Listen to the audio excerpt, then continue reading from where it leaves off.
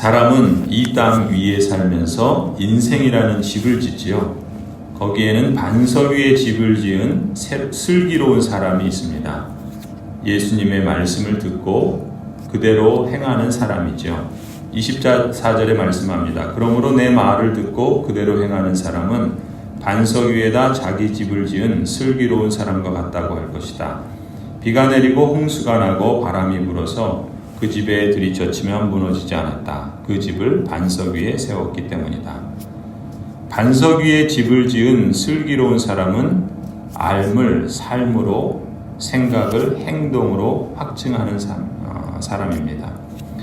반석은 곧 베드로, 예수 그리스도께서 교회를 그 주는 그리스도시요 살아계신 하나님의 아들이십니다 라고 하는 고백 위에 세우신 것처럼 하나님의 말씀과 그 말씀을 믿고 또 고백하며 또 그렇게 따르는 그런 반석 위에 지은 것, 예수 그리스도의 말씀을 듣고 지적으로 동의하고 감정적으로 공감하고 또한 의지적으로 실천하는 전인격적인 그러한 믿음을 가진 사람을 반석 위에 집을 지은 사람이다 라고 말합니다.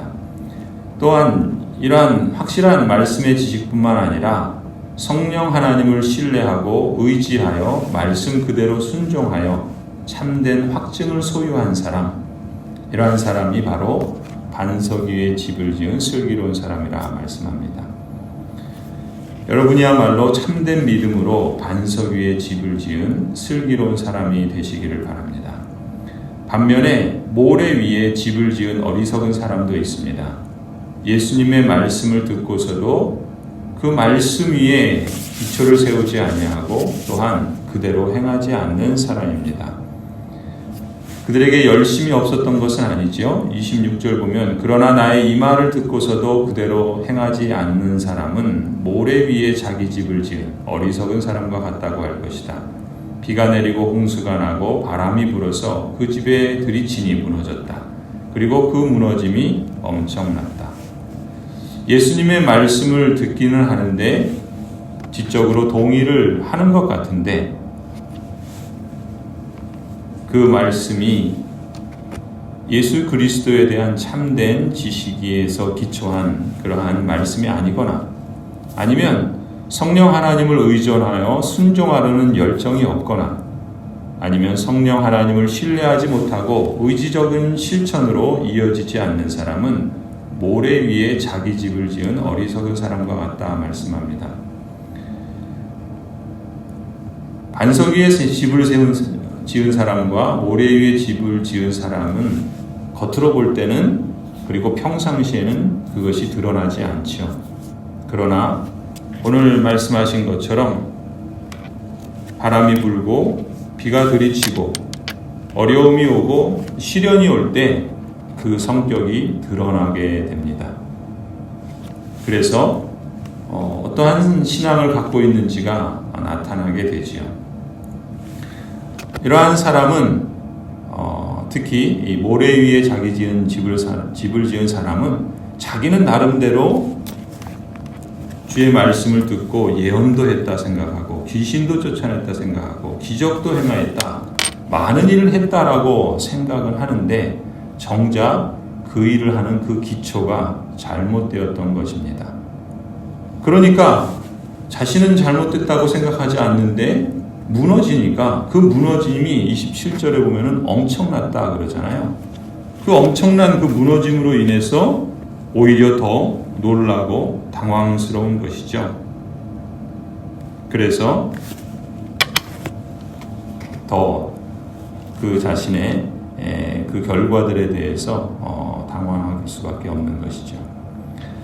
사실 이제까지 산상설교에서 예수 그리스도께서는 팔복의 말씀에서 하나님 나라의 시민권을 약속받은 그리스도인의 정체성에 대해서 말씀하셨습니다.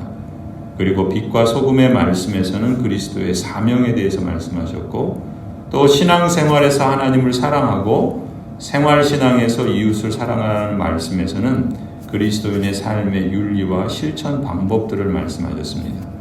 그리고 마지막으로 하나님의 나라와 그의 의를 추구하라는 말씀에서 그리스도인의 삶의 최종적인 목표와 목적에 대해서 말씀해 주셨습니다.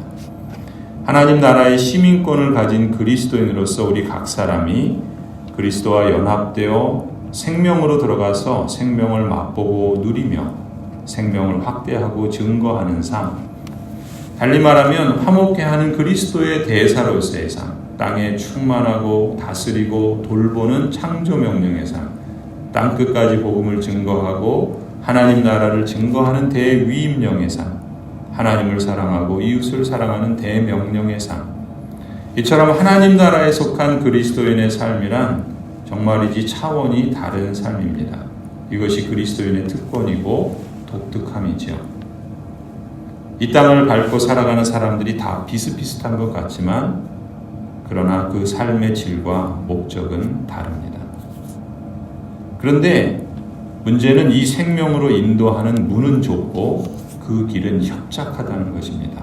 14절 말씀했었죠. 생명으로 이끄는 문은 너무나도 좁고 그 길이 비좁아서 그것을 찾는 사람이 적다. 좁은 문으로 들어가라. 멸망으로 이끄는 문은 넓고 그 길이 널찍하여서 그리로 들어가는 사람이 많다. 예수님께서 이미 언급해 주신 것처럼 그리스도인은 어찌 보면 세상을 거꾸로 거슬러 올라가는 사람들입니다. 연어가 그렇죠. 연어는 산란기가 되면은 자신이 태어난 그 본향을 향해서 돌아간다 그럽니다.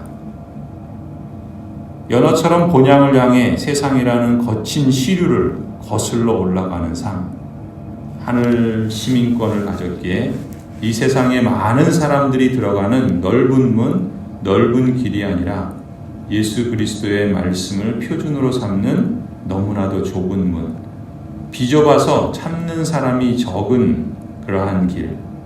그렇지만 이 세대를 본받지 않고 거꾸로 사는 삶. 그래서 때로는 힘들고 자신과도 싸워야 할 때가 많이 있기 때문에 성령 하나님을 신뢰하고 기도하며 마음의 변화를 받아서 전인적인 순종으로 확증하는 참된 믿음의 삶을 겸손하게 그러나 당당하고 신실하게 삶을 살아갑니다. 21절 말씀하죠. 나더러 주님 주님 하는 사람이라고 해서 다 하늘나라에 들어가는 것이 아니다. 하늘에 계신 내 아버지의 뜻을 행하는 사람이어야 들어간다.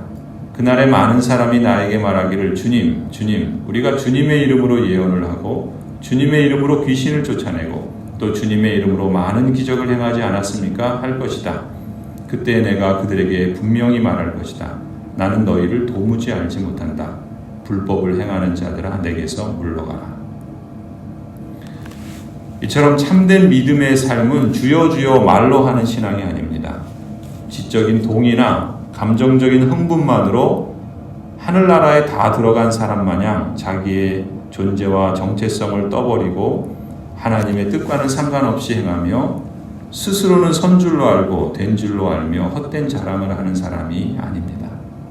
반석 위에 집을 지은 슬기로운 사람은 예수 그리스도의 말씀이 계시하신 확실한 지식과 하나님의 뜻을 전인격적으로 알아가며 성령 하나님을 의지하고 신뢰하는 가운데 자기 자신과 싸우고 또 세상을 거슬러 올라가며 그 길이 좁고 그 문이 좁기에 끊임없이 성령 하나님을 의지하고 신뢰하며 아버지의 뜻대로 순종하여 실천하는 삶으로 확증하는 사람입니다.